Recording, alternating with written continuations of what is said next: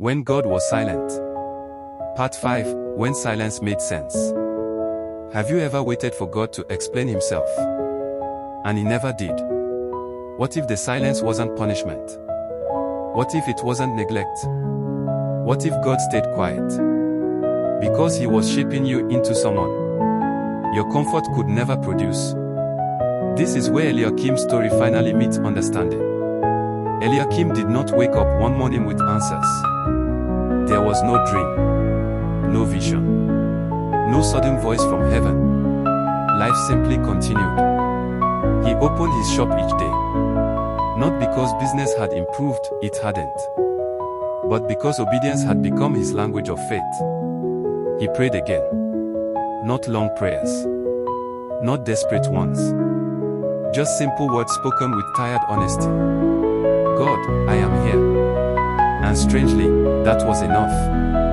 Weeks passed. Then months. And something quiet began to change. People started bringing small sewing jobs. A torn shirt. A loose button. A uniform that needed mending. Nothing dramatic. Nothing miraculous. But it was steady. One afternoon, a young man entered the shop. He looked broken, not in clothes, but in spirit. He spoke slowly, like someone afraid of hope. I heard you don't cheat people, he said. I heard you work honestly. Eliakim nodded. As he worked on the man's clothes, the young man talked about loss, about unanswered prayers, about anger toward God. Eliakim listened. For the first time, he realized something. His pain had given him a voice for other people's pain. More people came.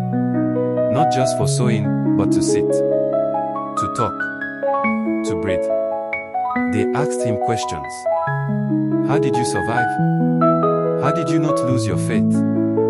Eliakim never pretended to be strong. He never claimed victory. He simply said, I stayed. One evening, as he locked up the shop, Eliakim paused.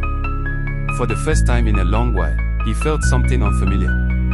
Peace. Not happiness. Not excitement. Peace. And in that quiet moment, understanding finally arrived, not as words, but as clarity. God had not been silent because he was absent. God, what are you doing with me? There was no voice. No vision. But there was clarity. Eliakim understood this much. Faith was no longer about what he wanted God to do. It was about what God wanted to do through him. That night, he knelt and said something new. Use me, even if I don't understand. And for the first time since the silence began, Eliakim felt aligned. Not answered, but directed. What he did not yet know was that obedience in the quiet often leads to assignments that change lives, starting with your own. But obedience always comes with a cost. And Eliakim was about to learn that helping others heal would reopen wounds he thought were already closed. If this story is speaking to you, and you want to follow Eliakim's journey to the end, subscribe to Sexifield Real Life Stories. And stay with me for part 5 of When God Was Silent.